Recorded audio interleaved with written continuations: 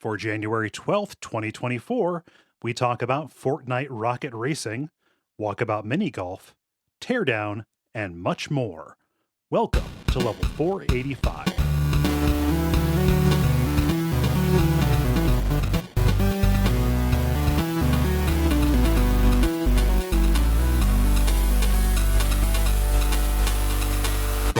My name is Kole Rouse. I'm Dennis Furia. I'm Moxie. I'm Ben Merkel. And you are listening to The Level. It's a podcast for people who love video games. How are folks doing? Just loving video games over here. Yeah. No, it's that the listeners have to love them. For us, it's not a requirement, so you don't have to. Okay, that's good enough to say. Okay. Oh, thank God. Okay. Yeah. Yeah. Well, I mean, since you spoke, Dennis, what's going on? What you been up to? Yeah. I got myself to the front of the class here. What have I been up to? We are prepping for one of our special Christmas presents next week, which is a Disney cruise. So you talked about that. Yeah. So that we're kind of in the final run for that. And I was talking with some friends last night. And I was like, I had these dreams of like, I'll lose some weight before we go on the cruise, kind of prep, and that flew out the window. And we kind of collectively agreed, it's like, no, fuck that. You know what I'm doing? I'm training for the cruise. I am making sure that no matter how much I eat on the boat, I won't feel overfull. I'm going to expand my capacity in, leading up to it. So I'm zagging on that front. So you feel, so you feel prepared. You feel prepared for the heroic. Just drinking a gallon of water in one go. Yeah. Just to really, really practice packing it in. Yeah. We're going that approach this time. Blowing out the seals. Yeah. Nice. But yeah, so I will not be on next week, but we'll be having a good time. I'm sure we'll have plenty of fun stories when I'm back the week after. You've been on a cruise? Oh, you've been on cruises with Moxie's family before, too. Yep. That's right. Yeah, that was my first cruise. I've done one that was just me and Jen, which got really boring really fast. I recommend cruising with a big group. That's way more fun. Yeah. Not that I don't love Jen. It's just a big inconvenient hotel. Yeah, basically. You need, like, when you've done literally everything with the person that week, it's like, what did you do? No, I know what you did today. How? No, I know that too. Yeah. You know, the bigger the group, the better. And then we've done Disney cruises before; those are fun, and that's the right jam for us right now with the kiddos. Yeah. Kids get to see some characters, probably. I assume other Disney related things. There will be some Disney on this cruise. I'm pretty sure. Gotcha. Yeah. Nice. I'm really disappointed though. Like they usually have, their latest movie featured, and if you time it right, you kind of get the newest one before it's publicly available. But we're kind of in the slump between, and so we get the absolute turd of Wish. As our featured special thing. We should have waited a little bit longer to try to catch whatever they're coming out with next. Yeah. Well, Frozen 3 or Toy Story 65, whatever they're up to now. Yeah. Do they have Star Wars cruises? Because I feel like that would be the best course of action. I don't know if they've done an entire cruise dedicated to it. I'd have to look into that. I know they've got like Star Wars sections of the cruise, and I think there's like a Star Wars night. Nice. They do the same thing with like Marvel, like I think it was Doctor Strange taught our kids a spell or something last time we were on board. And, they do it so you're like in front of a screen, he shows you the hand motions, and they push the button to make the thing happen. And you tell the kids they did it. So that was fun. Did you, this is a total tangent, but have you seen the new meme with Fox News freaking out about Star Wars going woke? No. Yeah, well... Apparently that's a thing, but the highlight is one of their hosts talks about like, because Star Wars is so woke, I don't let my kids watch it. That's why we're into Star Trek. Buddy, I got a bad news for you. The media understander has logged on. One of the funniest moments from my childhood, where when you're raised in like a toxic traditionalist church, you don't really know. But this one, I was like, oh, even me as a kid, I see how that's kind of off the deep end. It was right when the Phantom Menace came out. Okay. And the preacher was like railing against it for I don't even remember what reason, but he's like, and that Darth Maul, he looks like the devil. Good Lord. and literally in the pew, my dad leans over and he's like, that's kind of the point. They're snickering together at it. I mean, granted, he is by far the coolest character in that movie, but I don't think that was the coolest intent. character in a lot of stuff. Like, that's kind of that his intrigue thing. there. Yeah. Yeah. Oh man. So, yeah. You're people in shambles right now. Oh gosh. Ben, how about you? What you been up to? Oh, not a whole lot. It's the first like cold weekend in Seattle this coming week where we actually might get snow and stuff like that. So trying to prepare for that. Like any snow is like a snowpocalypse here. So oh yeah. That's the weird thing about the Northwest for as far north as it is. The way that they react to snow is strange coming from Ohio. Yeah. We have the preparedness of Texans, I think, where we just never get it that much, so we don't have the infrastructure prepared for it. I mean, I know like this is obviously literally the other side of the country, but I know in New York there's the thing where, there's normally so much heat desert and stuff that you don't get that much snow. So once you do, just everything's screwed. I don't know if it'd be the same in Seattle. I think one of the big factors is the elevation. Like buses can't run if it snows. Like if it gets really bad. But that makes sense. Yeah. Are we just gonna let heat desert go by? Oh, no, I mean, I kind of understand what they meant. The point of language is communication, but still. Wait, what? Did I miss something? Is there a technical definition for heat desert? Because like I know what you mean, just like the bubble of heat off of the like reflected concrete, right? Like there isn't much in the way of actually dissipating the heat once it's there. Is that what heat desert means? Is that what you're? I'm sorry. It's Heat Island. I'm sorry. Okay. Heat geographical feature. Gotcha. Okay. It's like I saw on Fox News. Jesus, why are you watching so much Fox News? The the liberals are constantly, next thing you know, it's gonna be, the Heat Mesa, then the Heat Pine Barrens. Yeah, just spreading all these biomes. Heat taiga. Yeah. Oh gosh. Well, I hope you get prepared. We're expecting some stuff here too. So yeah. Moxie, how about you? Weather-wise or otherwise? It's been a little bit more cold, but honestly, I don't have a lot really going on. I'm, working on a lot of sewing projects. Finished up a cloak and got started on a vest and a bag. But not anything super like, really notable. Just kind of in the hibernate time of the year. Yeah. I've noticed this with other people, but like energy levels are all off right now. The vibes kind of rancid. Yeah. Actually, vibes are weird right now, and I think everybody's just kind of taking a knee. Yeah.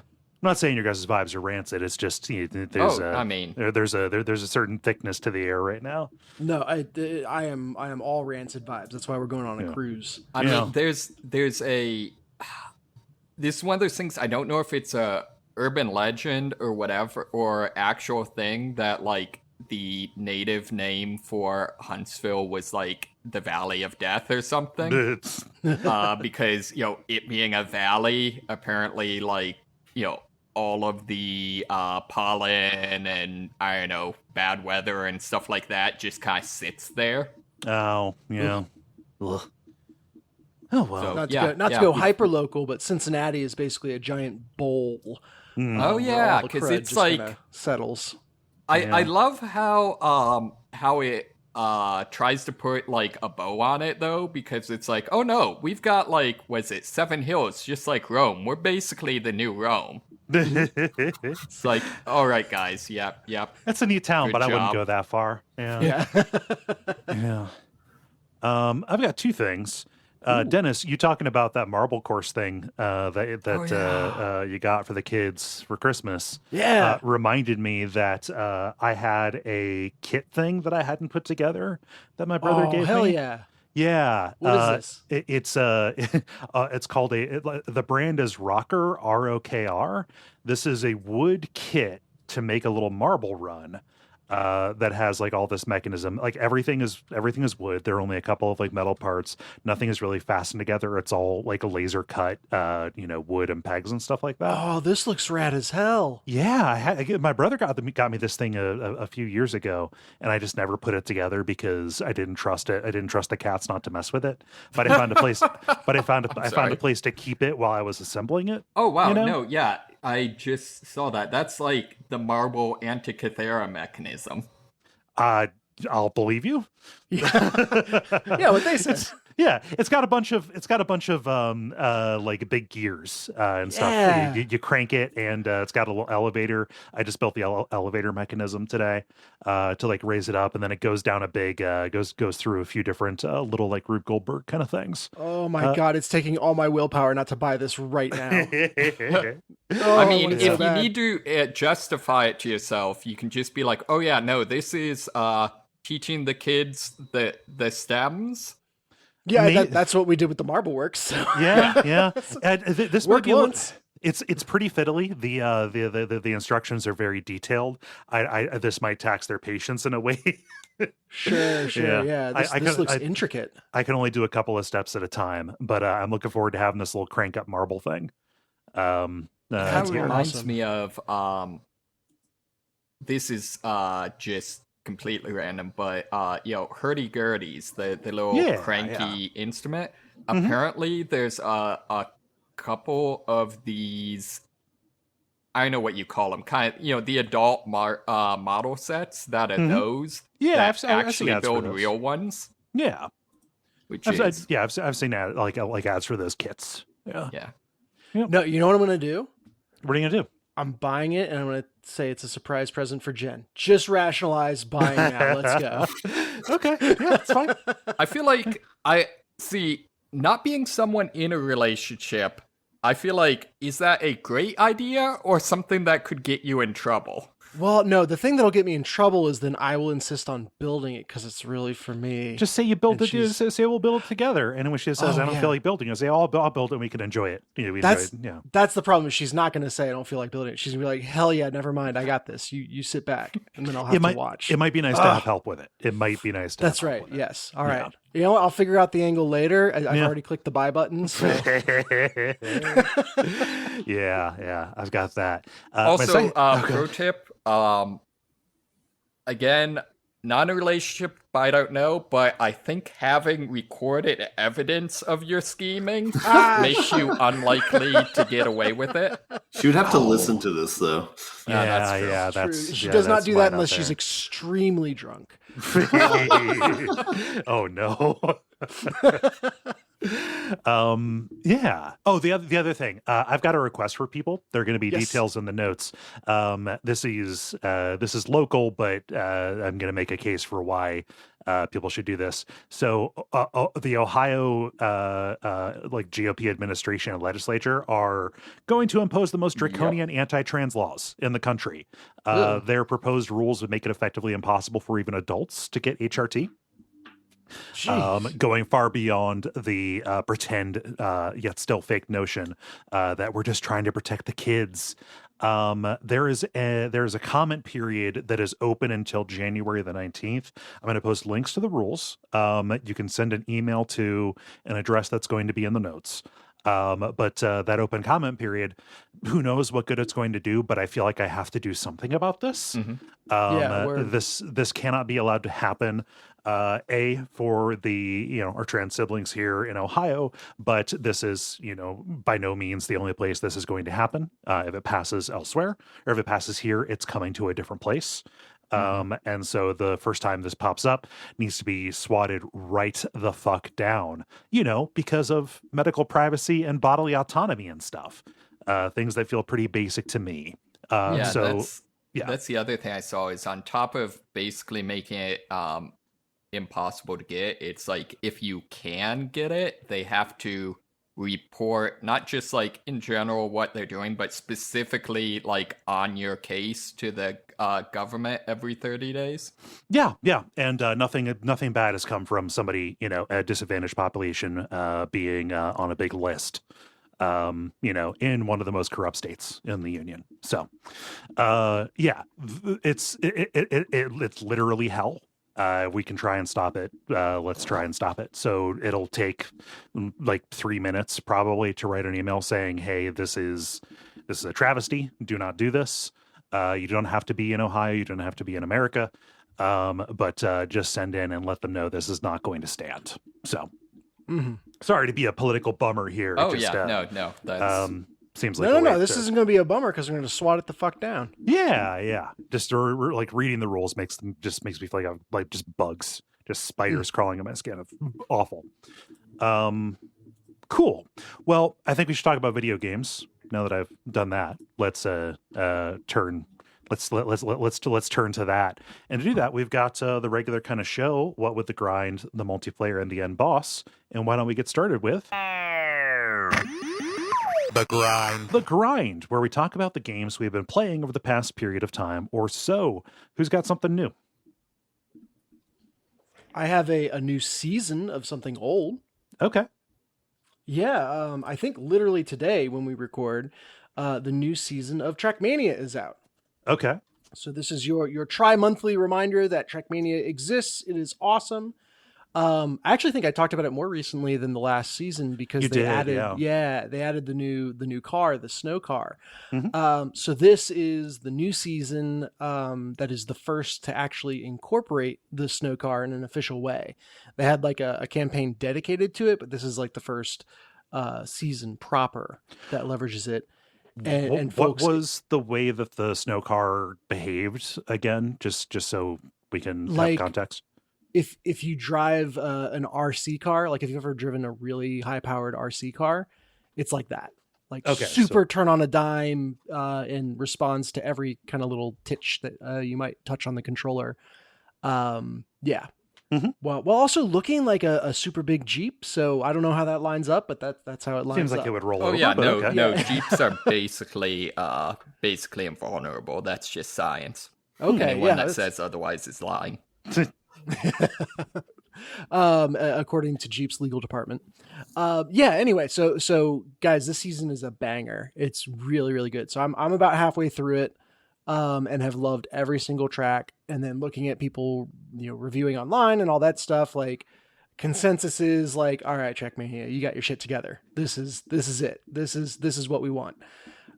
Which is just awesome. It's great to have a, more of a thing that you love, but it's also good to have more of a thing you love in peak form. Yeah.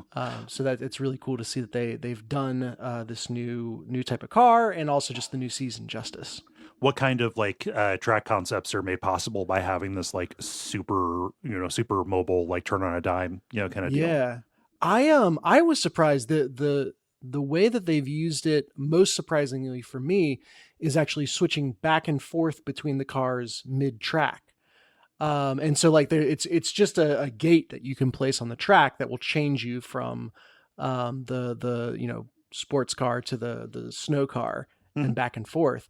And they've actually done at least one track immediately comes to mind so far where you can kind of choose your route, and at each section of the track you kind of pick which gate you drive through, and that creates a different line.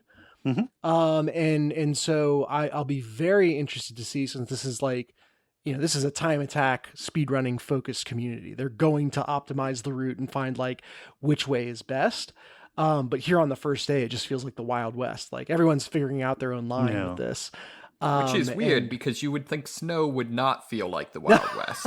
But hey, you know what? Yep. Snow and sand, dunes. Mm-hmm. I mean, I just think it's more that liberal climate change. It might be. Yeah. It might be. Maybe it was commentary. the Snow Island. It is. Like I know mentally that this is correct, but it is the winter season.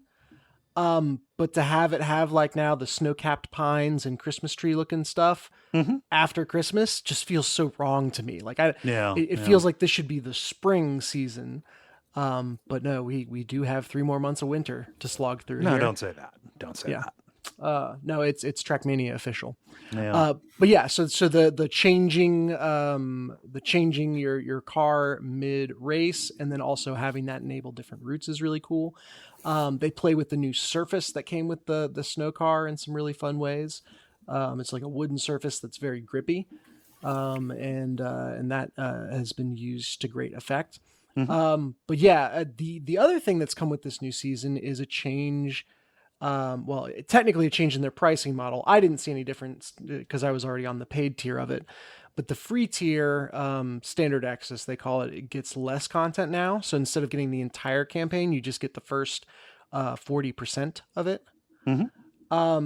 Which, it makes sense. And of subscription models, I would say that Trackmania's is probably one of the best and most ethical subscription models out there. There's not a battle pass, there's not microtransactions. It's just like, hey, here's a swath of stuff you get if you sign up monthly, and we're going to be putting out new content for every 3 months. Or don't, and that's fine too. And like that's it. That's the end of it. You still get a lot. You still get a shit ton of stuff, yeah. But it is not pretty much everything for free now, and people, I've seen some people complaining about that, but the community consensus is like, all right, like it kind of makes sense. This is probably, like I haven't seen people saying that this is like a greedy move or anything like that. And where people have expressed being annoyed about it, there are lots of voices being like, yeah, like you were getting something for free and now it's not free. But also, like, it kind of makes sense. I can understand a strong reluctance to giving Ubisoft even an inch. That is fair. Yeah, I mean, not to like go like because there also is just anytime there's any change to a pricing model, there are people who are just who are going to get real upset.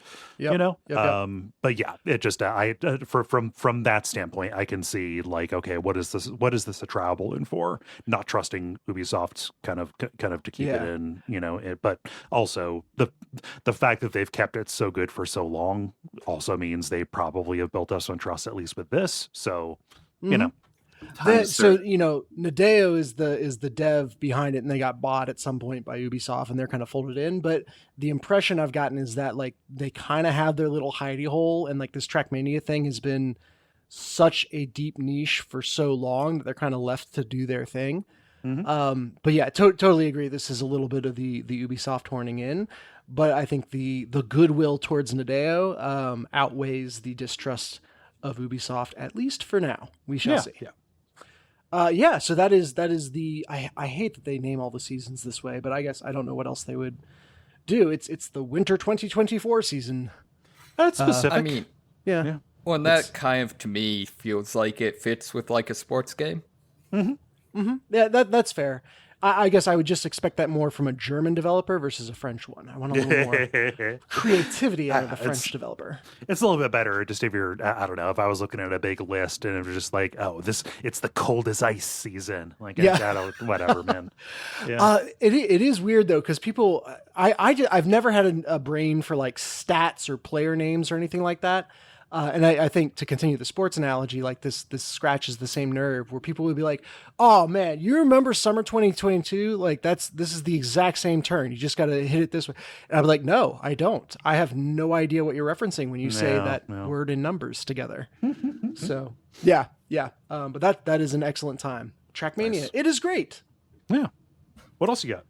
I have continued playing Far Cry 6. Okay. So, Moxie, I have met Chorizo now. My world is complete. I guess when I was picturing what you were describing, I did not internalize just how much of a little yappy type dog. Chorizo is. So you get these pet companions. They will kind of attack people for you, etc. The first one you get is an alligator, Guapo. Chorizo is like literally a wiener dog. Okay, I was wondering. Like when you say Yappy, I think Pomeranian, but Yes, I mean, hence the name one tiny chorizo. step. Yeah, one tiny step above Pomeranian, and at that, it is a wiener dog who has back legs amputated, so they've got like a little wheelchair type thing. so Going they're on. basically a skink. Yeah, just a little. Okay. Also, just a little murder rocket. You know. Yeah. That's a fun thing to have at your side as you're rampaging through. Okay. Yeah, I'm looking at a photo here. Chorizo must be protected at all costs. Can Chorizo get hurt? I don't think permanently. I don't think Okay. there's a way to permanently lose your animal companions. But I guess the theme of this week with Far Cry 6 is seeing like the wacky side come out or the funny side come out, which has always been a part of Far Cry. I just don't think I got into that yet in 6. But it is very much there. To doing things like you need to assassinate a target, and you find out that there is a particular brothel that they frequent. And so you go through that, a la, what was that? Saints Row the Third. Oh, that whole deal. So, or you're trying to like find a hidden stash that this one person has. And it almost turns into like a horror game. You're like creeping through the complex and trying to find where they hid their stuff. But you keep on finding notes that they, for some reason, left about like this animal that's been stalking them. And they're like, I even tried like, putting my house up on stilts and I still think it can get in. I don't know. And then you finally find out it's a tiny little mongoose. Yeah. The rabbit from Monty Python's The Holy Grail style attacks you. And then you're running around with this high caliber rifle trying to hit a tiny little mongoose that is running rabbit around the compound. So yeah, it is a funny game, and doesn't take itself too seriously, but remains incredibly open. And I talked last week about how you can just come at an objective from literally any direction, and then figuratively from any direction. Do it loud and from the north, do it quiet and from the south. I feel like I'm describing sex stuff now for some reason. But the game like accommodates that and rewards that, and it is fun to play. So still having a lot of fun with Far Cry 6. so I feel like you are burying the lead though on how kind of horrifying chorizo is. Because chorizo is actually the stealth, or one of the stealth-oriented companions, because its whole like main premise is you send it out and like guards will be like, oh, what a cute dog, and start like petting it so that you can walk over and like shoot them in the back of the head. Oh, okay. Well, it's their fault for letting their guard down. I guess. And That'll also, teach like, them to have, if- human emotions. It's ethical. Like if you have to die, petting an adorable doggo is the way to go. I Yeah. It's like suppose so. you are giving these people the best death possible. Interesting ethics. Really, they should be thanking you. Really, yes. Unfortunately, they can't.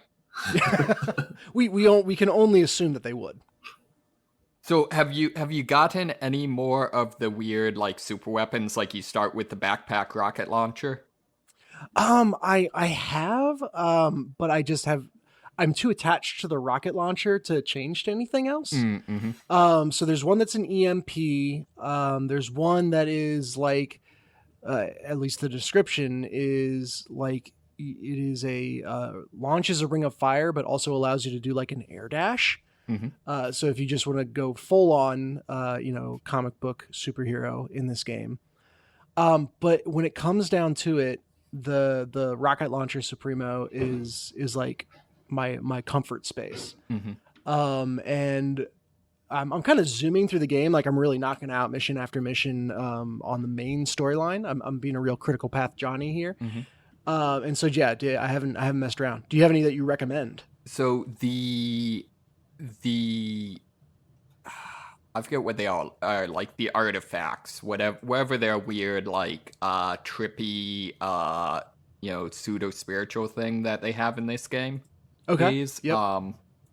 if you get those, that both unlocks a fairly interesting companion, and then also unlocks a semi-auto rifle where its whole thing is like when you activate it, you can briefly see enemies through walls and shoot them through walls. Hell yeah. Okay. I actually just discovered the little, it's like a head thing in little shrines around the island. I found the first one of those in my last play session. So I'm on my road there. The other thing I'd recommend checking out is the away missions. So like if you go back to one of the camps, there'll be a woman there that's like you can go to, like fly out to these self-contained missions in various locations. Is it Lola? Is that her name? That sounds right. Yeah. Okay, I've seen her. I have not talked to her. Yeah. So those are pretty fun. Are kind of quirky. They they have some cool open world elements. They can be quite difficult. Okay.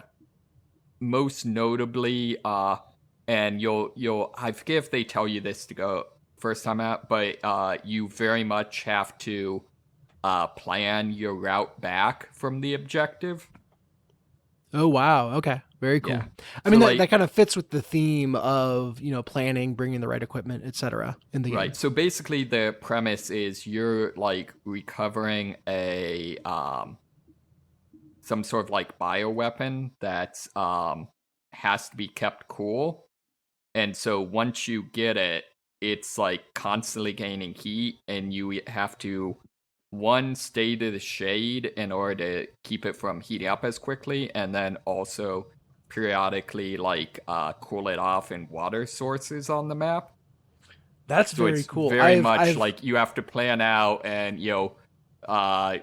figure out like, is it worth going to this heavily defended camp in order to get some water and all that sort of stuff. So that's extremely cool. I have noticed just on its own, like, oh man, the shadows in this game are very, I was going to say very cool, but see what I did there?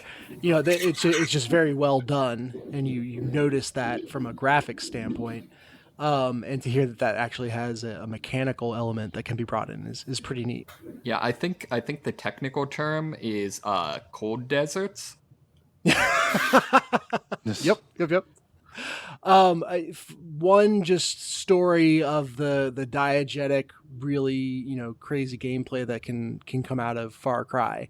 It's like that's what you play these games for. It's just this stuff that can't be scripted that happens. I was going through a compound that I needed to find a scientist in, like find an enemy scientist in, and kind of taking out snipers on the rooftops as I'm making my way across the rooftops.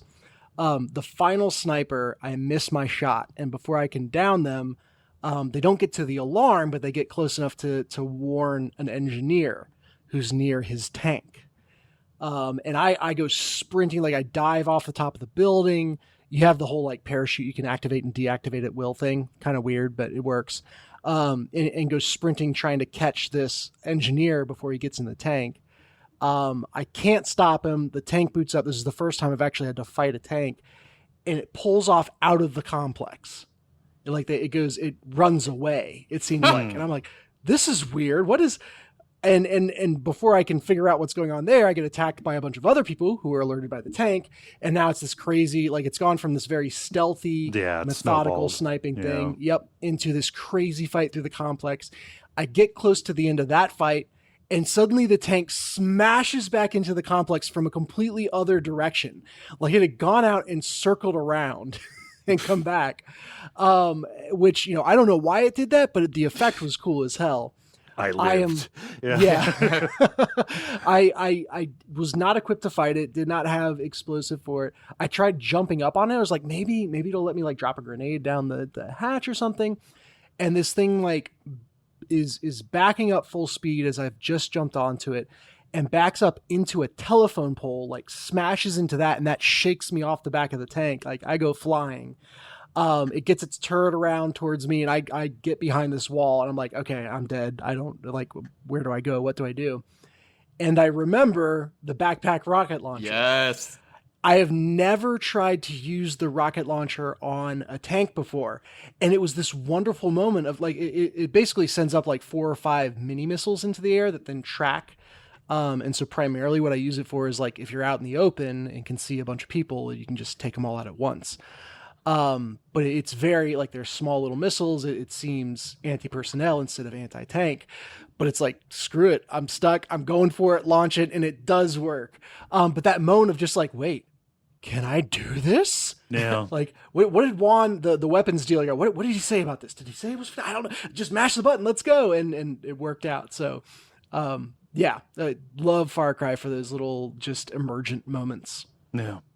As a side note, once you beat this, I highly recommend checking out New Eden. That one didn't get as much play, but I actually think it's one of my favorite Far Cries. That was the Blood Dragon. Yeah, the Blood Dragon for 5, right? Yeah, where it's post-apocalyptic. Okay. It might be a little better if you've played some of the previous Far Cry games, because one of the things I like about it is it brings in a couple of old characters and kind of, what's his name, Herc or whatever? Basically, the comic relief character from the series, it kind of redeems. Okay. Huh. But yeah.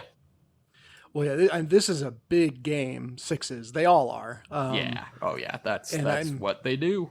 That's what they do. So I've got a long way to go before I'm worried about it, but I'll note that for afterwards. Have you played much of the story or like the narrative campaign at all, or is it mostly just sandboxing?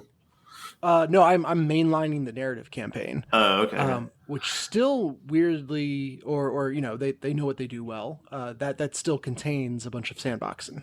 Which of the paths are you doing right now? I think it's the Monteros, the family off in the west. Okay, so that's not the one that is the 2 rock stars or the like old guys. No. Okay, yeah. The game pointed me to that one first, and I've just kept on pulling at that thread. That makes sense. Mm-hmm. But yeah, it really is like, all right, here's a cutscene, drop you off in a sandbox, come back when you killed everything. Nice. Yeah, that's Far Cry 6. Cool. Yeah, I don't have any questions about it. I mean, just it sounds, there are like that story about things happening and getting out of control sounds like peak video game to me. The thing that gets in the way is like the Ubisoft map syndrome kind of thing. Like how Yes. How much do you have to kind of engage with those kind of hunt kind of things? Like, I mean, can you shape your experience pretty well without? Basically, if I'm not chasing every map icon, am I behind the curve at all? No. So I've made a very conscious decision on this. Like, I'm just going to run the critical path until that doesn't feel tenable anymore. Mm-hmm. I have not hit a hitch since. And I feel like the game has exposed me to a lot of unique stuff just on the critical path. So yeah, one of the things they do here is they have this idea of like, this is supposed to be a location that had a similar like revolution in the previous generation. Mm-hmm. And so you'll find on your map marked basically like, I don't know what they call them, like rebel routes or whatever. Mm-hmm. Which are ways to just like sneak past or into whatever you're doing. But also like tends to be where they place all of the important things. So like all of the like fast travel points and stuff like that. So if you just follow those, like anything that really matters that much, you can get. And I think most of the fast travel points are like, at most you kill like 5 guys and that unlocks. Like they're not big ordeals. Mm-hmm. I have not hit a point yet of you need to raise your rep with this faction by X hundred points. Where it's so like go farm, you. go farm shit until you've had enough fun that you can continue. Mm-hmm. yeah, they are very respectful of what the player is there for if they're just there for the main story. Mhm. Yeah, so Okay. that's me. Cool. Moxie, how about you? So I don't have a whole lot. I haven't been playing a ton this week. One thing I did check out is the new racing mode in Fortnite. Oh, the Rocket Racing, like the Rocket League folks making a Fortnite mode. Right, exactly. So this is, for the most part, it is racing brand racing. But kind of the big, interesting feature is, like you said, it has some Rocket League influence. So your cars can basically do kind of a jump jet hop. And then if you hold down the jump button, can hover for a little bit. So that predominantly is used in situations where, sometimes there will be obstacles on the track that you have to jump over to not get slowed down. Mhm. But can also let you just like skip corners, cut off the corners of things and stuff like that. And it's a trade-off. I've played this as well, just because my kids do everything Fortnite. Right. It is a trade-off because if your wheels aren't on the ground, you are losing acceleration. Right. Yeah. The other thing they have is they have the Mario Kart style, like when you drift around a corner, you build up a boost gauge, which is, just kind of fun. I don't know if drifting actually works in real life, but it's pretty much just generically something that makes racing cooler. Yeah, I mean it's a good system. I mean that's why Right, exactly. Mario Kart's done it for 30 years. Right. And then the other feature that seems kind of Rocket League inspired is you have a rocket button where there's various points where there'll be a sort of alternate track either above you or to one of the sides. And if you, flick in that direction and hit the rocket button, you'll just kind of like jump up and magnet to that track. Okay. I'll be honest, I'm not sure. I haven't played it a ton. I'm not very good at racing games, so I don't know that I have figured out like what the significance of that has been. Like I haven't seen any things where I'm like, oh, this totally shortened my time or whatever. But Are the tracks like pretty much the same that you can jump between? It seems like it. I think it's things where it can like let you skip some place where otherwise you would have to be hovering, stuff like that. Yeah, it is a way to keep your wheels on the ground or ceiling or wall, which means you can go faster. The other interesting thing, I don't know, you said you haven't played a ton of it, and I haven't either, but I've gotten to the point where you get harder versions of tracks that you've raced before. Oh, really?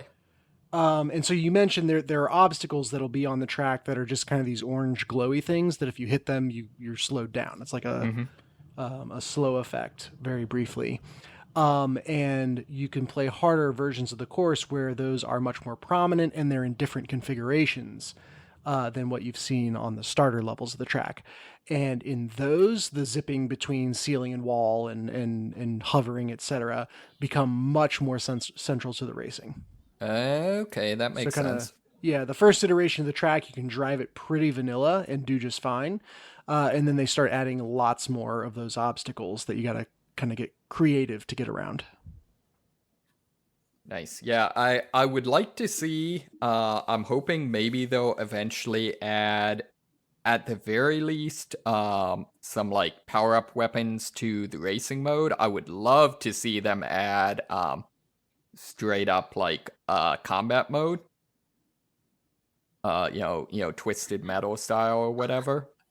But I'm just thinking through the lens of Fortnite, it's like it's usually a fighting game, but this is a racing version. But it's a fighting version of the racing version. Yeah, it's through the looking glass here, people. Yeah. Huh. But yeah, basically all I have on that. It's just, Fortnite continues Fortniting. Yeah. I mean, doing different stuff with studios they acquired 2 years ago. Fortnite's like the WeChat of video games. It just kind of has everything in it, and it doesn't really make is, sense to an old person like me. Yeah, it's very confusing. I don't like thinking of Fortnite as its own launcher within a launcher. Yeah. Fortnite, it's kind of Roblox. Kinda. Yeah, the one thing, and I guess I can ask you this, Dennis. One of the things I loved about the racing feature of GTA Online is a lot of the tracks were just, nonsense. Like you're on tracks that are floating in the air and have 1,000-foot jumps where just weird stuff.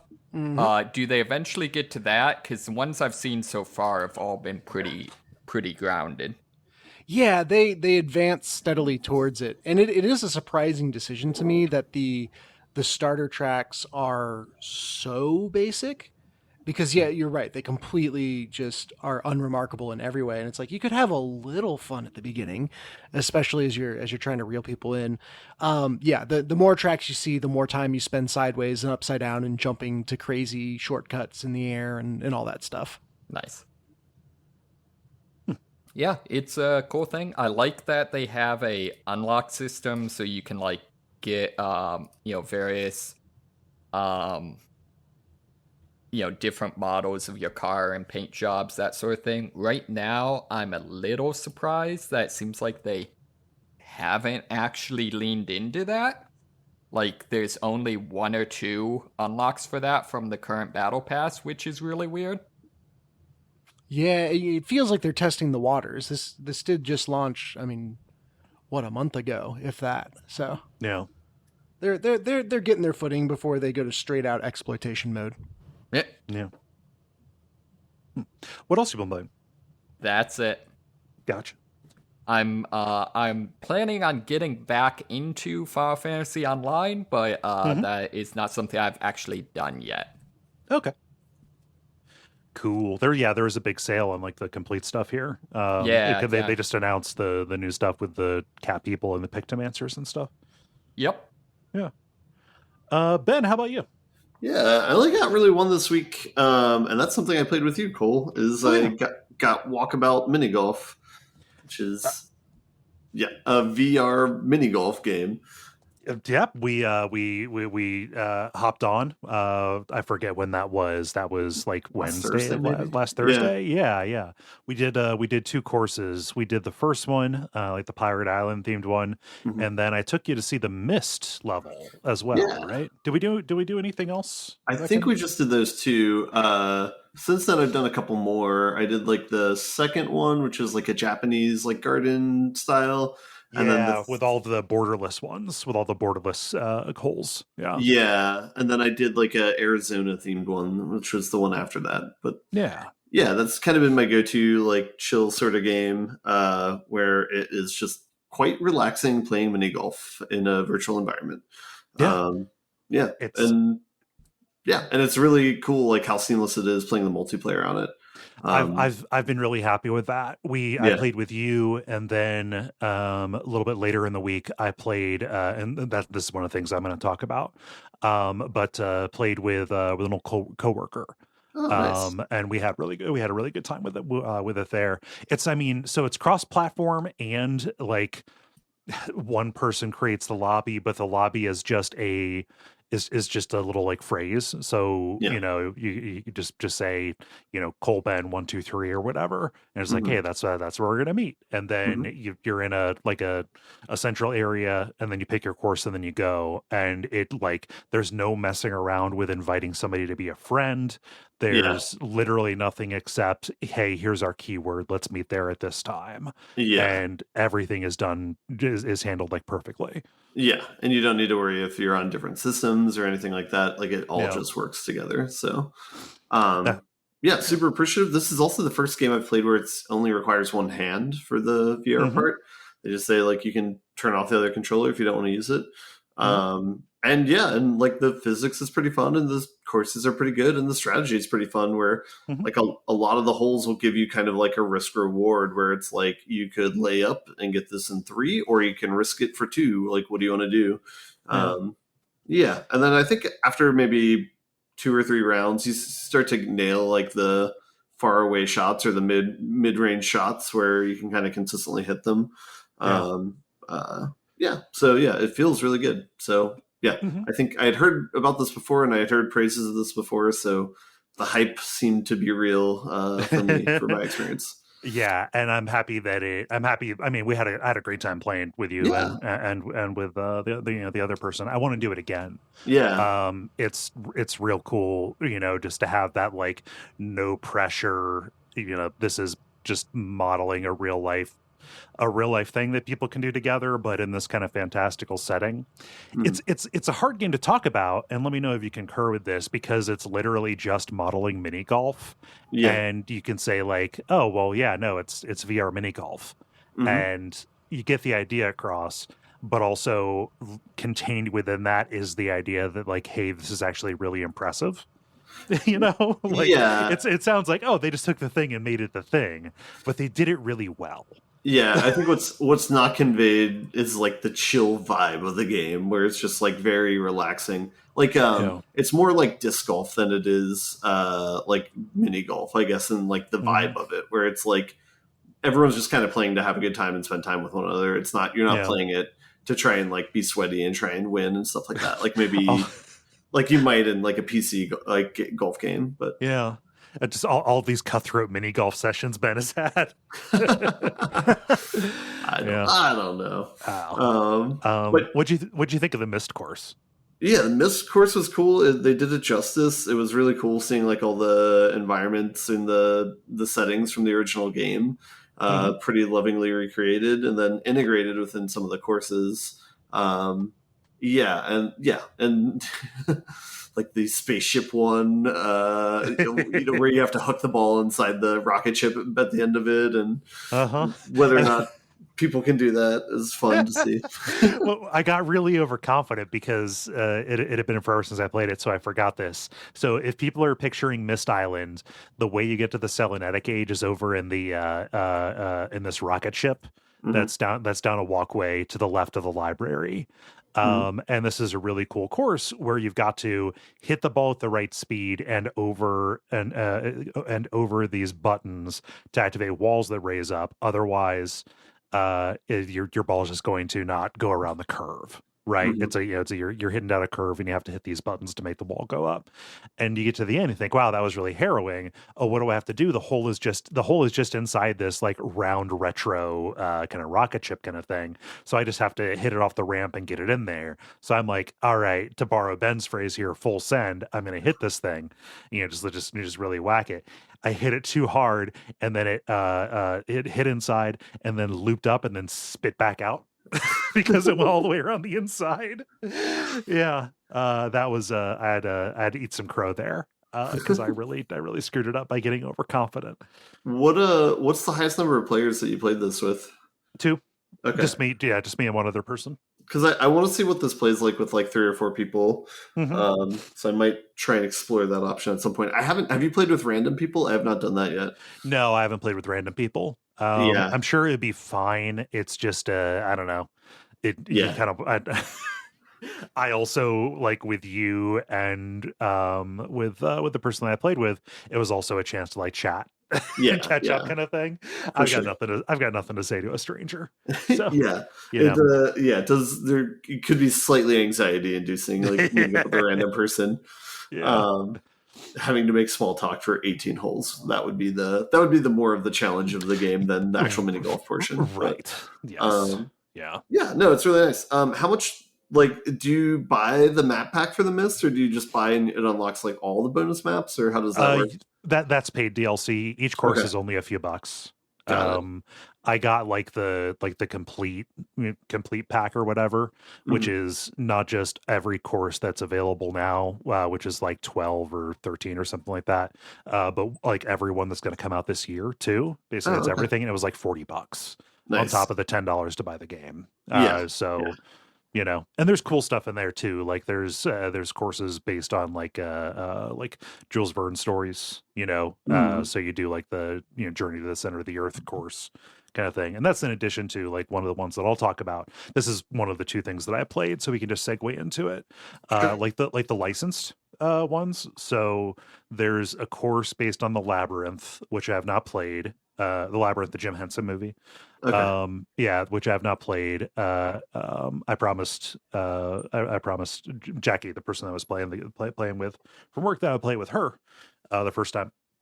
There's the Mist one that's in the license thing, and then there's also one made by Meow Wolf, the kind of like installation, like big interactive museum kind of design Surrealist. folks. Yeah. Surrealist kind of thing. And like that course is fucking phenomenal. It's so cool. If we play again, I need to show it to you, because it's full Sure. of like you're like inside this like big cavern that's full of like all kinds of weird like plant life and like creatures. Like it is fucked up dude central Okay. inside there. And like it makes perfect use of we do not have to actually model physical space kind of stuff. So it's doing weird things like the kind of the main new mechanic that they have. You can aim and hit the ball into these orbs. If you hit the ball into the orbs, it's like a prism that separates the ball into multiple other balls and spits them in different directions. And they'll follow through on their physics and land where they're going to land. And then they will merge into whatever ball is closest to the hole. Oh. Yeah. That sounds awesome. Yeah. And they do really cool stuff with that, where that doesn't always redound to your benefit. Yeah. And that's like the most basic thing that it does. It has nothing to do with Omega Mart, like that, the Las Vegas, Yeah. you know, kind of surrealist, like Walmart kind of thing that they have. It's literally just its own thing. They gave this design collective like, okay, here are the tools, make us something cool, and they made something really cool that is not like, you know, it just it is weird because we have, oh, this is just mini golf but in VR, but here's a course where literally physically impossible things happen. And you have those two things existing in tension, and it's real cool. Yeah, I'll be eager to try that. Yeah, and that kind of brings up the point that like if you're playing with friends, only one person needs to own the map in order for people to play it. That's pretty cool. Yeah. So it seems very friendly for that. The bummer is, unless you own that particular map, you cannot collect the hidden balls. Yeah. Every hole in the game has a golf ball hidden on it, and you can use that to customize which golf ball you're gonna play. You play with. So it's not mechanical. It's literally just like a cosmetic thing, but it's real fun to hunt for them. You know. Because, like, yeah, you can just press the button to, like, warp to wherever your ball is and you do the next hit. Or you can, you know, poke around, because this isn't just hole after hole after hole. The entire course is modeled in such a way that it fits together. So you can see what's coming up. You can see the way the holes kind of, like, merge into each other in some ways. And then at the end of 18, they show you, like, the entire model that you just played. So you can kind of get, like, a god's eye view of it. Yeah. So, yeah. I love it. It's so good. Yeah. It is video games to me. It is VR to me. I was gonna say it's definitely one of the first ones you want to get if you're getting a VR system, because it is very easy to pick up and play with so many other people that wouldn't have it. So yeah. I'll need to like announce ahead of time, but like it'd be cool to do like a Duckfeed community thing for the 4 people absolutely. who have VR headsets. Yeah, that'd be sweet. Yeah. Was that all you had, Ben? I'll just mention it very briefly. I did pick up Cyberpunk, and I've been replaying through that on PS5. Just because I had been hearing about the 2.0 update, but I'm still getting through like the story portion of it, like all the stuff that I already played with the launch. So I don't really have anything to say about it yet, just because I haven't seen any difference between the original playthrough and now. So gotcha. Yep. Yeah. Cool. In addition to Walkabout Mini Golf, I have another standby, which is Teardown. Oh Mm. yeah. Yeah. This past weekend, I didn't really feel like playing it stream. I was looking at my library and I was looking at the top best-selling list and nothing was sticking out to me. So I was like, fuck it. I don't want to stream a horror game. I want to stream Teardown because, I'm pretty close to the end of the main game. So I streamed that and finished out the second chapter of that. This is that like the voxel rendering heist planner. I've called it Hitman, but for property crimes, where you have unlimited time to kind of plan what you're going to do in these spaces, usually destroying something or stealing things, and then you have 60 seconds to get as many targets as you can and then escape. So the joy is in very meticulously planning the route that you're going to take in order to get as many of these targets, and then perfecting that as it goes along.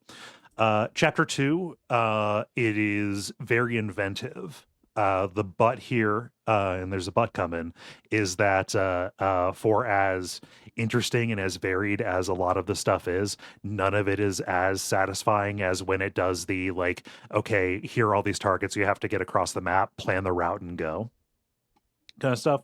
So you get really interesting things like this mission where you have to get into this big manufacturing facility and steal these prototype robots, but no hand tool that you have can get inside of the vaults. You have to use an on-site laser cutter that you cannot move, but you do have special blocks that will route and direct the laser. And Laser puzzle. yeah, And can the laser kill you? The laser cannot kill you. However, what I discovered was as you're adjusting the laser, it is always cutting when it's on. So like, so I'm going around the level. I'm like, fuck, why did I fall down a hole? Like what? And I look at it and it was like, oh, when I was just messing around with this, I just lasered away this entire walkway. Okay. That's amazing. So it's a laser puzzle, but it's not like a, Zelda kind of thing where everything is kind of, like predetermined. The angles are the angles, and this is a world that exists to be destroyed. So you're gonna destroy it.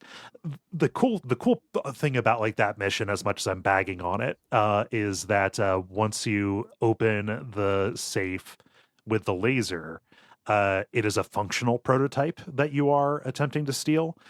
So they have rocket launchers or flamethrowers or machine guns, and you have to get them to a ship, which is your escape vehicle, but you cannot deactivate them, really. So you have to stay alive while you are luring this thing that is trying to kill you to the boat so you can get it off site. So I was thinking, it's going to be like everything else. I'm going to get in there and get a crate, and then I opened up it, and here's this thing just belching flames at me. I didn't plan a route. I had no idea what I was going to do. So that entire getting that objective back to the ship, it was just me panicking, trying to find a way to lure it. Stay close enough to keep its attention while staying far enough away that I wasn't being fried the entire time. Which is real cool. So like they venture off and do really cool stuff in the engine, and all of it's cool, but none of it is as satisfying as like the core loop is the thing that ultimately where I come down on it, right? Is this still like the second half of the game where it's like a whole new game? Yes. That you're playing through? Right. Yeah. It's like part 2. It's weird to call it part 2. Like it came out after. It's like free DLC. Like they put out like the first half of the game as like early access, and then they developed it and developed part 2 and released it just as its own like kind of content pack kind of deal. It continues the same story. It does it picks up there. So I thought, okay, I finished this game. It is one of the best games I've played. Love it. One of the best games of the past 5 years at the very least. And then I look at the menu. I see expansions. Oh, what's that? Oh, they also made free expansions for it. Holy shit. Yeah. So there are 2 like mini mission packs that you can do that also give like a new, like new maps and like new mechanics. So like you're playing as a different person in I think it's like the Art Thieves or the Art Vandals is the first expansion. You're playing as one of the daughters of like one of the clients that you worked with in the main game. And obviously you're going to be doing some art heist and destruction kind of stuff. But the first mission is you're getting to know this new map. by planning her paper route so she can get it done in 60 seconds. And so like, okay, you've got this, it's like a little seaside like fishing town kind of thing, with a couple of different facilities around it. And just like usual, you start the mission, and then you've got to make your way around, make this circuit. But like as you're going, you have instead of throwing the papers, you have a paper launcher. So it's almost like a grenade launcher kind of thing.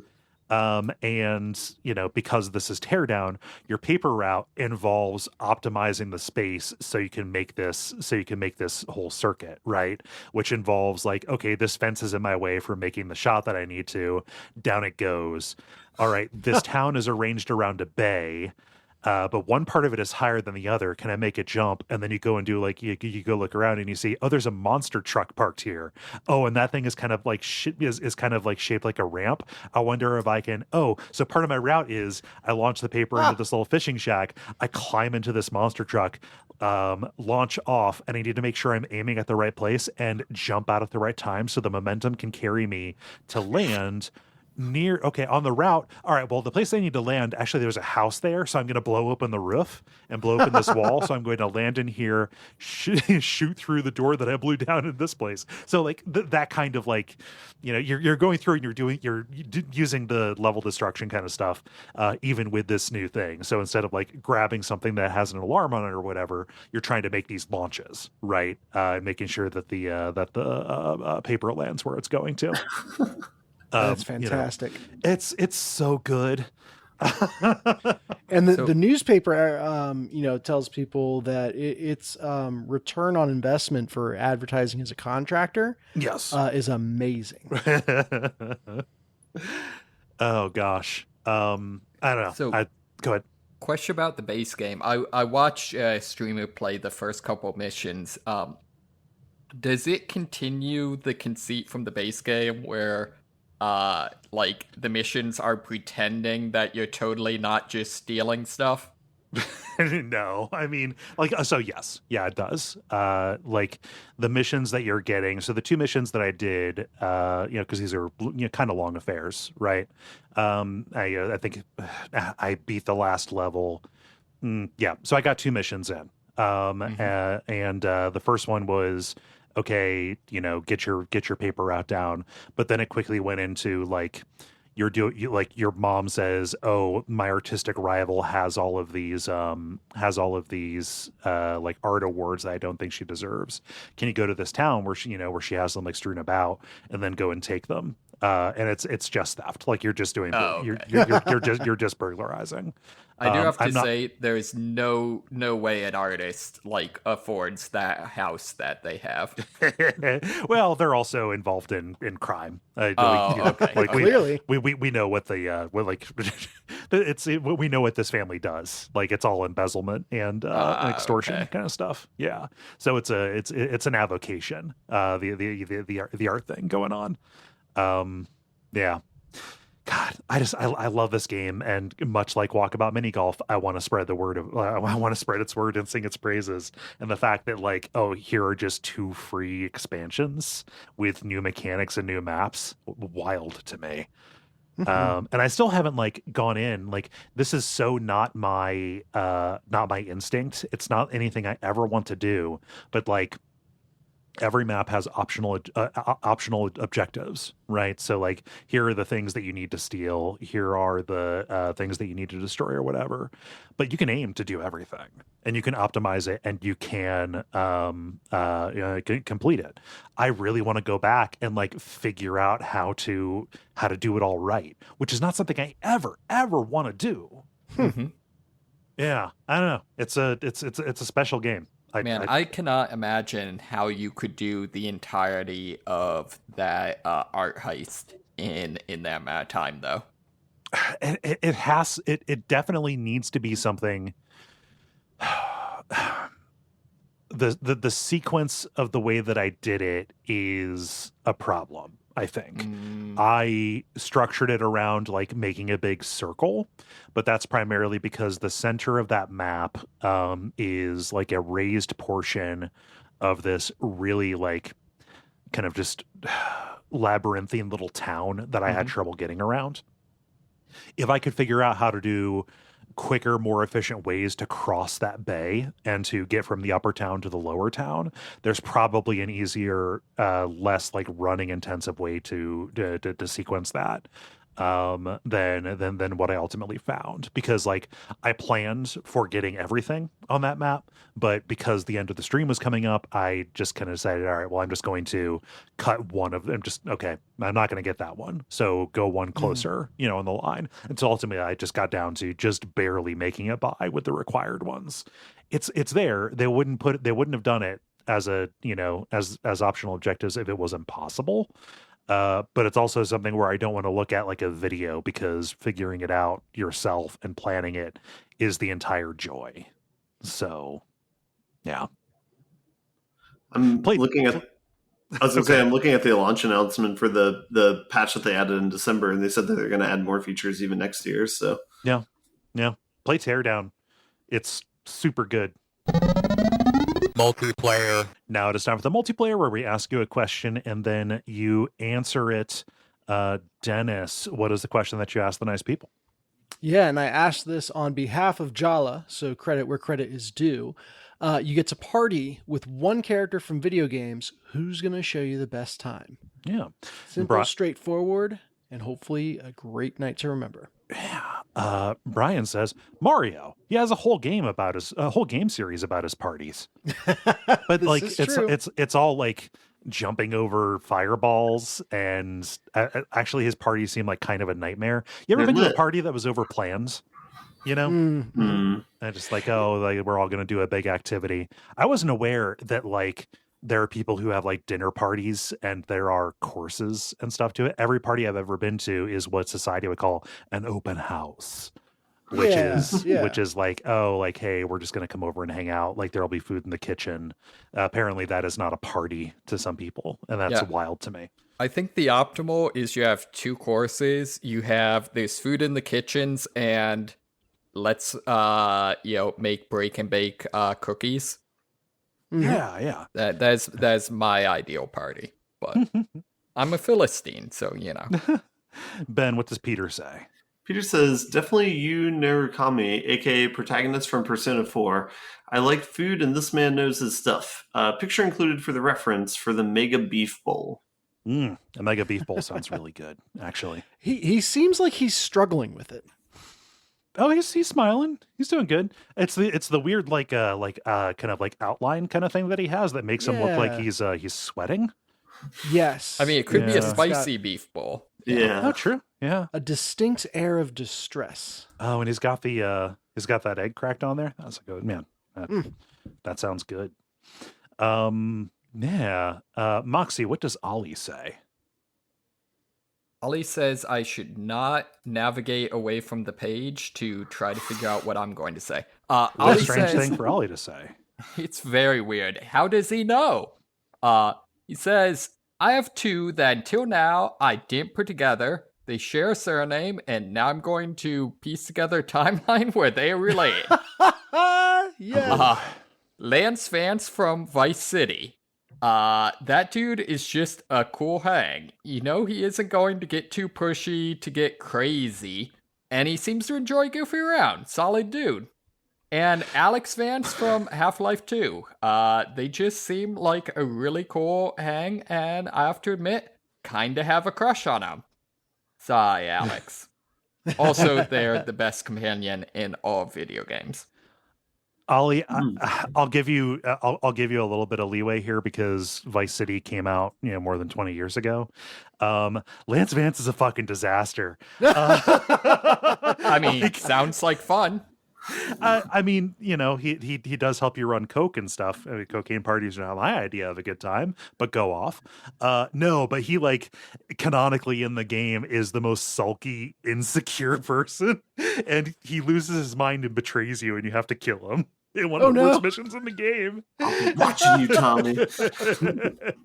Oh no! Am I off here, Ben? Do you remember it being like that? I mean, he's cool for the first half of his character, but then he just vaguely gets paranoia for no reason. Maybe that's from the coke, I guess. Maybe seeing it through my adult lens. Yeah. We traced a line from A to B. C, apparently. And Dennis, what does Dan say? Dan says, I will be very disappointed if Lady Dimitrescu doesn't show up on that list somewhere. I don't know. That wine's a little funky. Yeah. Nice pad, though. That's the giant lady from Resident Evil 8. Mm-hmm. Yeah. I'm just gonna say this. I don't like partying really. So if I party, it's gonna be a last resort. And if there is a last resort and I want nothing after it, party with one Harrier Dubois, the main character from Disco Elysium. Damn it. So Again, I was. Oh, go ahead. No, go ahead. I was going to use this question as a vehicle for hanging out with Kim from Disco Elysium because I just want to hang out with Kim. Okay, yeah, that's fine. That can be your answer. I don't know that you could get Kim to go to a Harry party. I think it needs to be a separate thing. Yeah, fair. Moxie, how about you?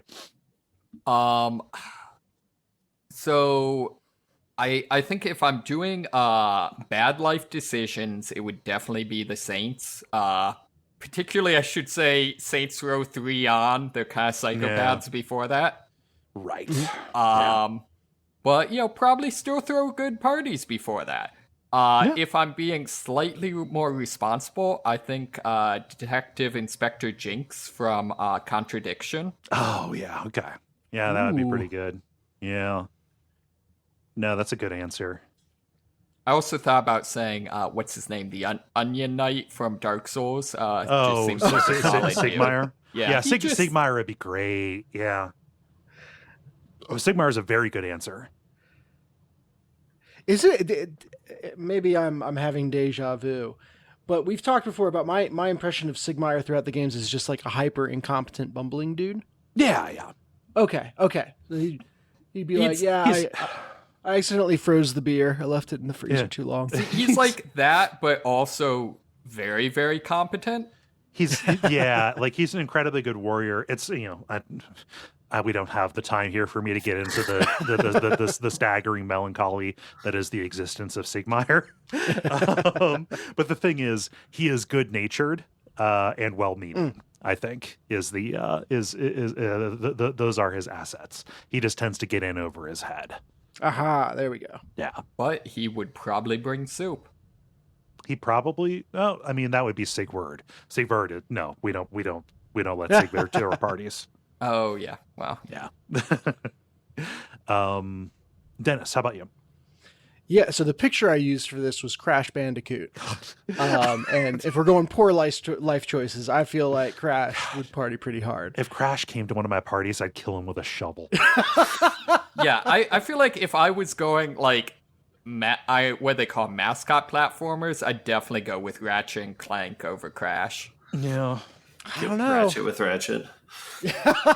Okay, for the pun alone, now I see your point. But if we're going slightly more sane life choices, I think I'd go with Dante from Devil May Cry. Okay. Because that's a solid one.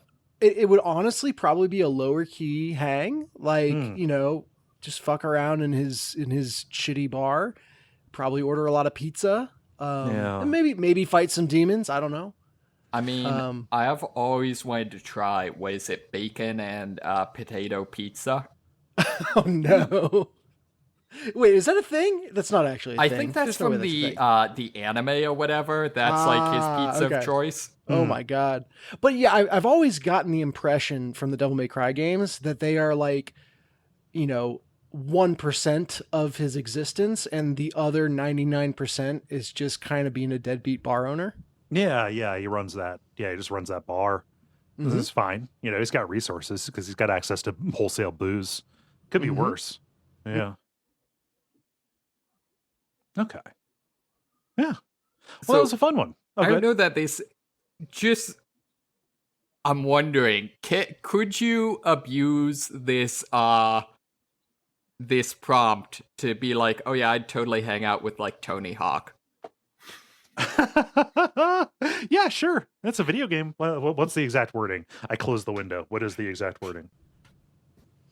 Sorry, did everyone drop or was it just me? For the rules lawyer moment of the episode. You're here, Dennis. You're fine.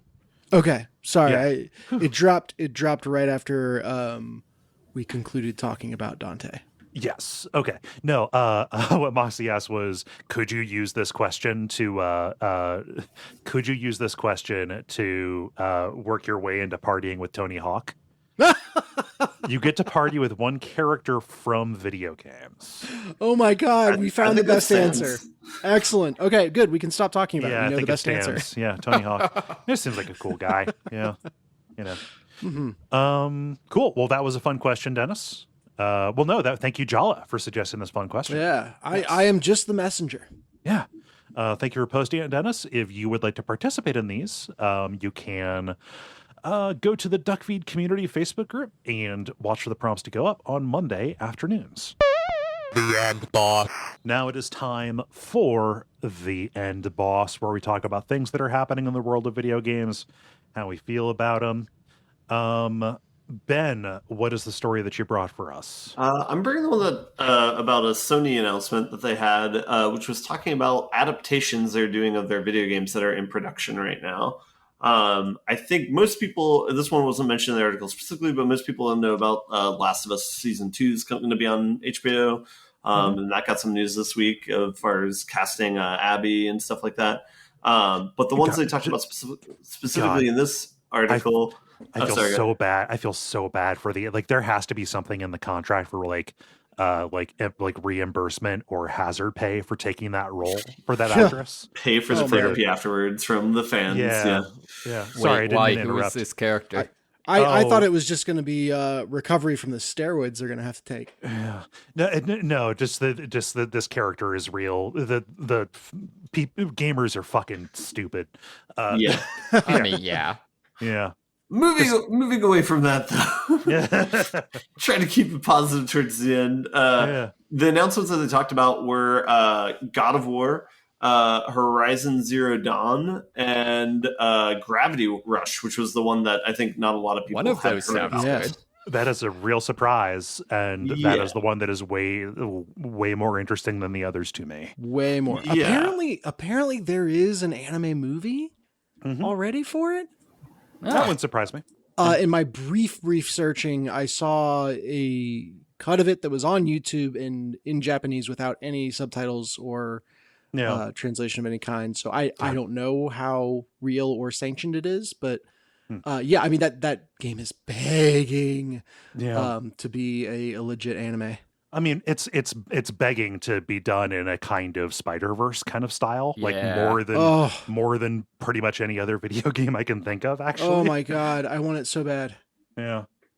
See, I think the one way I could see God of War being a good game or a good TV show, movie, or whatever, is if it's simply the story of God of War told in the medium of professional wrestling. Like, I'm not saying like, oh, we're gonna do like a professional wrestling inspired. No, I mean literally Kratos getting in the ring with like Balder and like doing a power driver. Yeah. That would be fun. This is an untapped market. That would probably be way more interesting than whatever they're gonna do.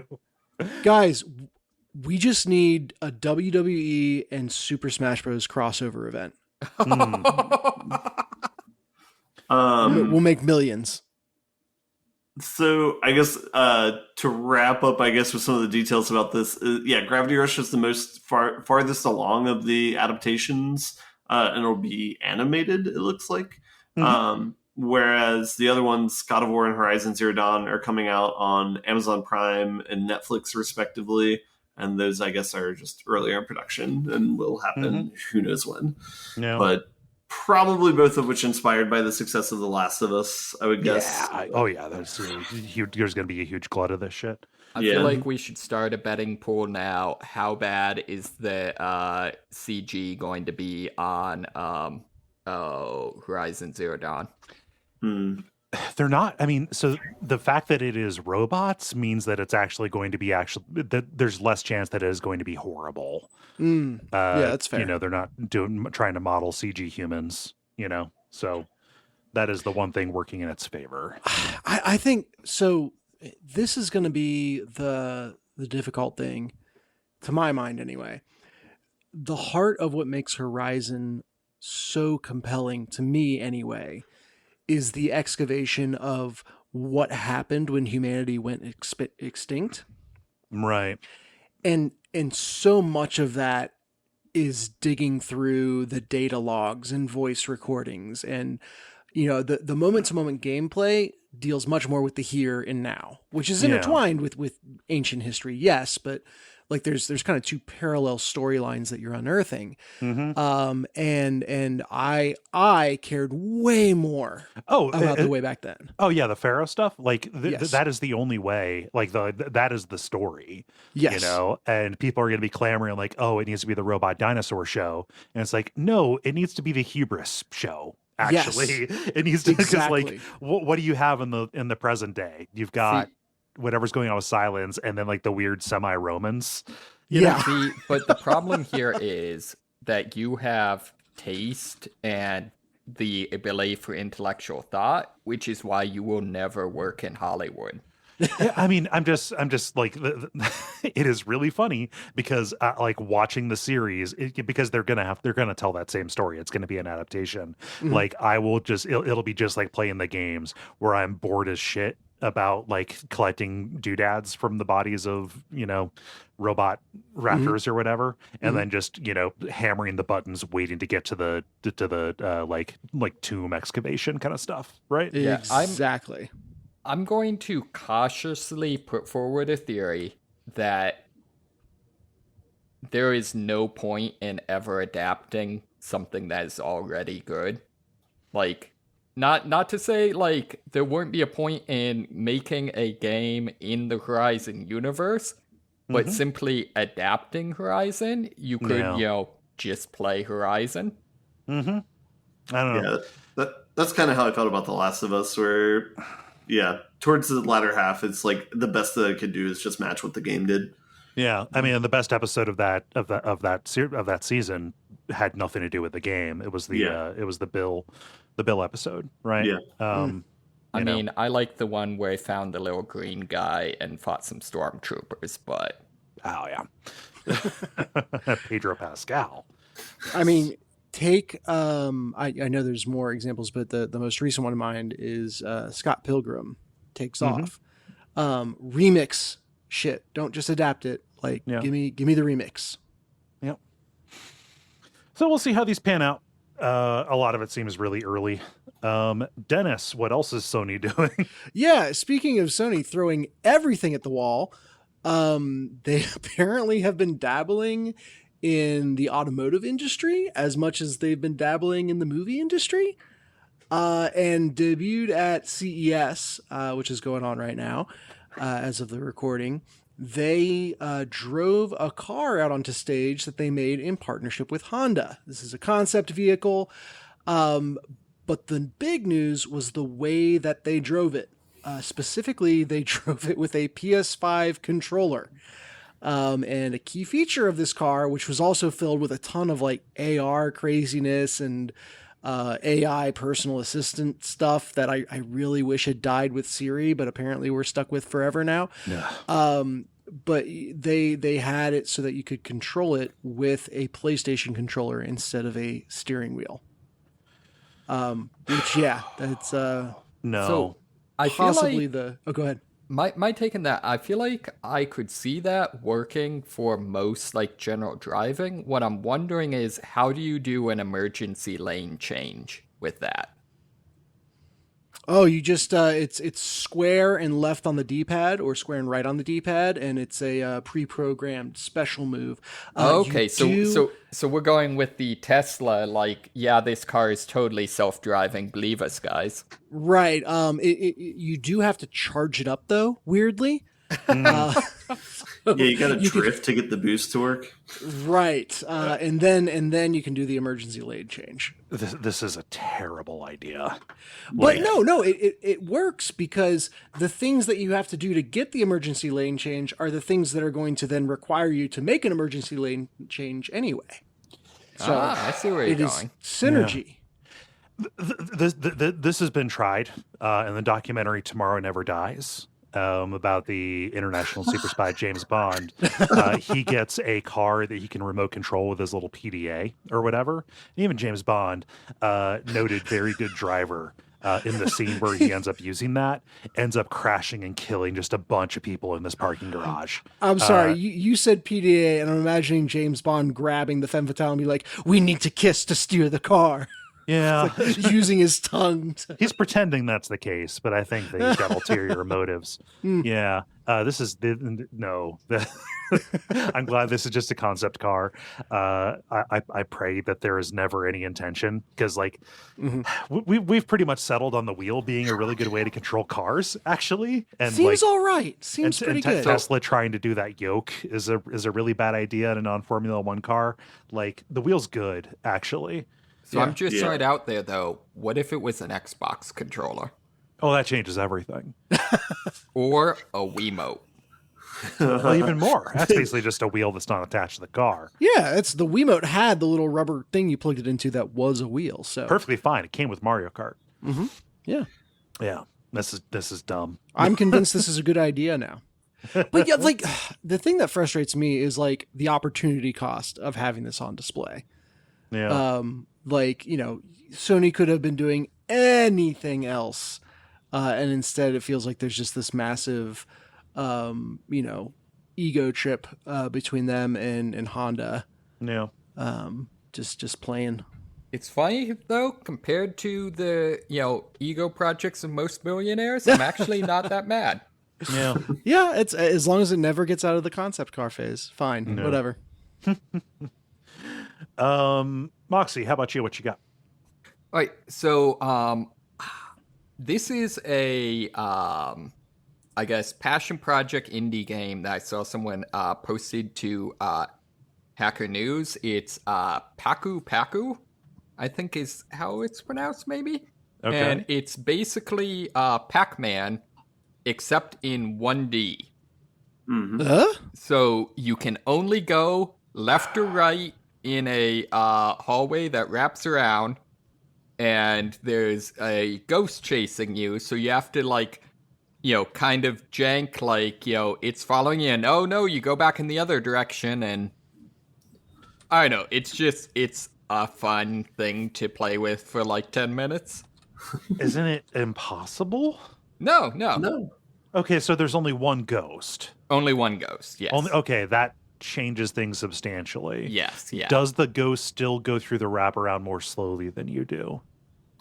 I have not seen it go through the wraparound. It always goes towards you without using the wraparound. Exactly. Oh. But it's faster than you, so I get frustrated by that. I put a link in the Slack. It's like Paku Paku or something. Yeah. Piku Piku. Yeah, it's right above where I posted the marble run. Oh, there you go. The more important link ate this. So. Yeah, don't click it is. because it'll make a loud noise, like it'll start up playing. Oh. Yeah. Huh. We'll have to check that out. One-dimensional Pac-Man. Wait, wouldn't one-dimensional be a line? Yes. It can only go forward. No. It could be either dimension. No. Okay. Zero dimension Pac-Man would be a dot, right? Yeah. And he at what point is what's time though? The line 4. that you can That's only the go fourth forward one. on. Time is the fourth It's dimension, then the 8 fifth dimension is a folk band. Yeah. So I feel like there's some unexplored Pac-Man territory that we need to be thinking about here. Yeah. Get the That's 5D like, chess guys what's on that the line. five-dimensional chess? Have like Oh yeah, five-dimensional chess with time travel. Yeah. Oh, Bet you time played travel that, Pac-Man. right? I did. That is, like Bob is you, that is a game that is smarter than you. And damn. I've got this is just a thing that's happening, but I think more people should play this game. One of the best 2D Souls-likes, Metroidvania kind of things to come out. Grime, that is coming to the Switch. Had not been on the Switch before. That is weird to me because it seems like a perfect fit for it. This is a game where you're playing as a stone body with a black hole for a head. going around fighting these rock monsters in this crazy semi biological world that you're in. It's really good. It's complete, so it's coming with all of the free DLC. So it's just all launching at one particular time. And yeah, as we somebody who's made it his business to go and try out a bunch of Souls-like stuff and cover it over the years. It's one of the best things, one of the best non-From Software things we covered on Bonfireside Chat. That's coming to the Switch on the 25th of January. So play it. More people need to play this game. I never hear people talking about it. Okay, but Wait, like, so is your character Grime... just the dude from Dead Cells? Yeah, I was gonna say. No, it's different. Legally distinct. Yeah, this is different. They do really cool stuff with that, with the composition of their body. But yeah, it is different from Dead Cells. But then, and what was the other one where you had a stone body? It was 3D, but no, you're thinking Immortal Shell, where you could turn into stone sometimes. Yes, as kind of an alternative parry. This is an incredibly creative game. I'm not convinced, Kole. I think this is pretty derivative just from looking at the one image. It's GTA where you can get stoned. Yeah, it looks just like a GTA clone. Honestly, I don't think I'm gonna try it. It's legit. Like it's super good. Has a really like a lot of heartbreaking beats in the story to it. Borderline shovelware is. I just can't. I don't know. Starting to piss me off, Dennis. No. Grime is good. More people should be able to play it. It's coming to Switch, which I think is a natural form for a lot of people to play these games. 25th January. Catch the fever. Sweet. How do you all feel about buttoning it up? Buttons. Let us button. The credit. Thank you so much for listening to level number 485. We really appreciate you taking the time. You know what to do to help us out. All the various following, subscribing, commenting, all of that. The primary call to action I want to leave on here is check the show notes for making a comment on those rules changes about gender affirming care in Ohio. Please write in and let them know that this sucks. It's not something that they should do. It's just as simple as sending an email, making your thoughts known, and all that information is going to be there in the show notes. Is there anything I'm forgetting? Play Grime. I mean, that was before. I mean, yes, but also if you have to wait, you can do that. We're going to record before that happens next time, so we're good. Yeah. Well, I've been Kole Ross. You can find me on Blue Sky at Kole Ross. I've been Dennis Furia. You can find me on Blue Sky at Furia Games. I've been Moxie. You can find me hanging out with various video game characters, apparently. And I've been Ben Merkel. And stick around for some titles.